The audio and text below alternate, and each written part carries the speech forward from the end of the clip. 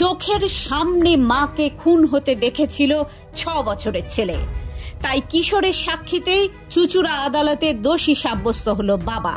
স্ত্রীকে খুনের মামলায় স্বামী শেখ নাজিবুলকে দোষী সাব্যস্ত করে সশ্রম যাবজ্জীবনের সাজা দিলেন হুগলি জেলা আদালতের 3য় অ্যাডিশনাল সেশন জাজ কৌস্তব মুখোপাধ্যায়। এই মামলায় আর সাজা ঘোষণা হলো। 6 বছরের ছেলের সামনেই মাকে বালিশ চাপা দিয়ে খুন করেছিলেন বাবা। ঘটনার 9 বছর পর চুঁচুড়া আদালতে বাবা দোষী সাব্যস্ত হলেন সেই ছেলের সাক্ষ্যেই। বৃহস্পতিবার এই মামলার রায় ঘোষণা করেন বিচারক। আদালত সূত্রে খবর, ধনিয়াখালী থানার অন্তর্গত জামাইবাটি কাপগাছি গ্রামের বাসিন্দা শেখ নাজিবুলের সঙ্গে 2006 সালে ধনিয়াখালীরই চক সুলতান গ্রামের সাবিনা বেগমের বিয়ে হয়েছিল। তাদের 2 সন্তান হয়, এক ছেলে ও এক মেয়ে। বিয়ের কয়েক বছর পরে এলাকায় এক মহিলার সঙ্গে বিবাহ বহির্ভূত সম্পর্কে জড়িয়ে পড়েন নাজিবুল। এই নিয়ে স্ত্রীর সঙ্গে অশান্তি চলছিল। তা চরমে ওঠায় 2015 সালের 25শে আগস্ট রাতে বালিশ চাপা দিয়ে স্ত্রীকে শ্বাসরোধ করে খুন করেন তিনি। 2 সন্তানের সামনেই গোটা ঘটনাটি ঘটে।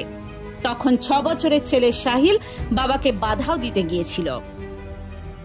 পরে সাবিনার বাবা মতিয়ার রহমানের অভিযোগের ভিত্তিতে নাজিবুলকে গ্রেপ্তার করে ধনিয়াখালী থানার পুলিশ। ঘটনার তদন্ত শেষে 2015 সালের 23শে ডিসেম্বর চার্জশিট পেশ করে তদন্তকারী অফিসার। অভিযুক্তের বিরুদ্ধে 498 এ 302, 201 ধারায় মামলা রুজু হয়। 12 এপ্রিল 2022 সালে বিচারকের কাছে বাবার বিরুদ্ধে গোপন জবানবন্দি দেয় ছেলে। মোট 12 জনের সাক্ষ্য গ্রহণ করা হয়।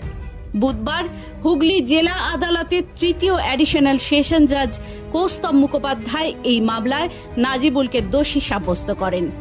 আজ দোষীকে 398 এ ধারায় 3 বছর জেল ও 5,000 টাকা জরিমানা সহ 302 ধারায় 10,000 টাকা জরিমানা সহ সশ্রম যাবজ্জীবনের সাজা শোনান চুঁচুড়া আদালতের 3য় অ্যাডিশনাল সেশন জাজ কৌস্তব মুখোপাধ্যায়।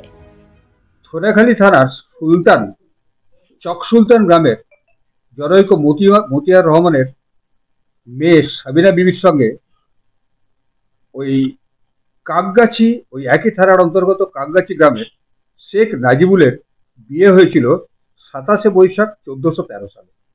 অর্থাৎ সেটা আমাদের ইংরেজি ক্যালেন্ডার অনুযায়ী হবে 2006 সালের এপ্রিল অথবা মে মাসে।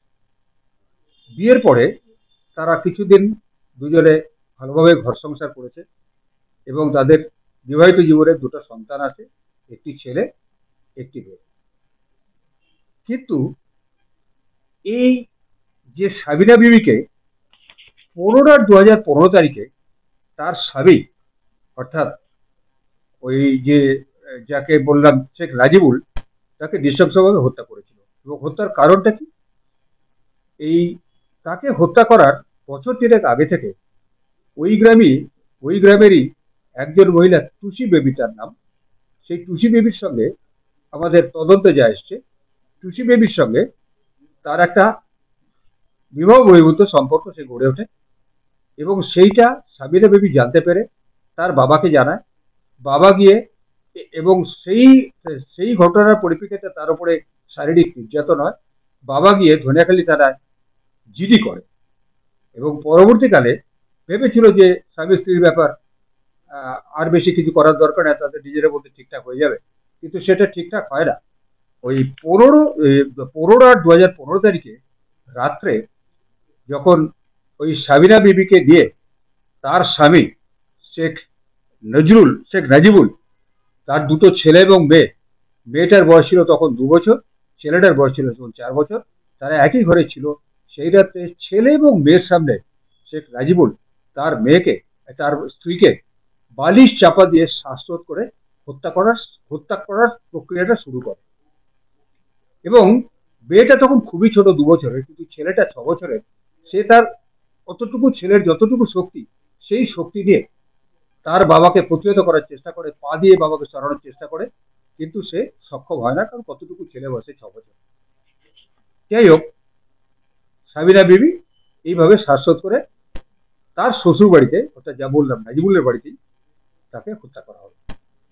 এবং এই ঘটনাটা সকালবেলায় ওই সাবিনার বাবা মা এরা জানতে পেরে তাদের বাড়ি ওই সাবিনার শ্বশুরবাড়ি থেকে খুব দূরে না, তারা কেউ সাইকেলে কেউ মোটর বাইকে ছুটে এসে তারপরে গিয়ে পুলিশে অভিযোগ করে।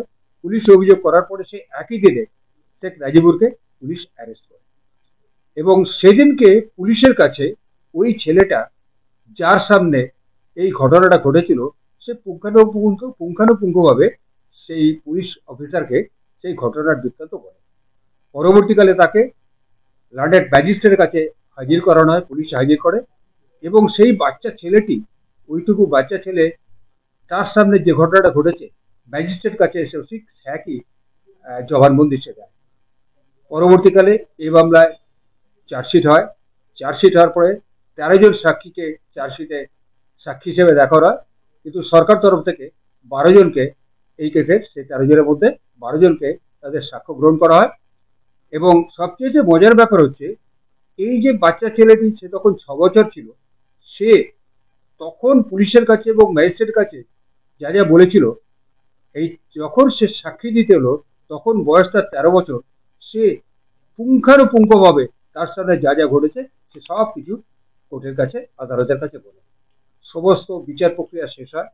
বিচারের পরে সাক্ষী সাবত সব দেখে মহামান্য জজ সাহেব, যিনি হচ্ছেন আমাদের হুগলি জাজশিপের তৃতীয় অতিরিক্ত জেলা জজ, ওনার নাম হচ্ছে শ্রীযুক্ত কৌস্তব মুখার্জি, তিনি কালকে নাজিবুলকে দোষী সাব্যস্ত করেন এবং আজকে তার কি সাজা হবে তার উপরে শুনানির দিন ছিল। তা আমার তরফ থেকে, সরকারের তরফ থেকে আমি আদালতকে বোঝানোর চেষ্টা করেছিলাম, একটা বাচ্চা ছেলে এবং বাচ্চা মেয়ের সামনে তার মাকে নৃশংসভাবে যেভাবে হত্যা করা হয়েছে সেটা একটা বিরলতম ঘটনা। এবং আর একটা জিনিস আমি আদালতের কাছে পেশ করেছিলাম এইটা, যে যেদিন থেকে এই ঘটনা ঘটেছে সেদিন থেকে বাচ্চা দুটো নানা এবং নানি অর্থাৎ দাদু দিদিমা অর্থাৎ সাবিনার বাবা মা, তারা তাদের নিয়ে গিয়ে তাদের পর্যাপ্ত পরিমাণে দেখাশুনো করছে এবং তাদের সেদিক থেকে কোনো রকম অভাব তারা রাখেনি।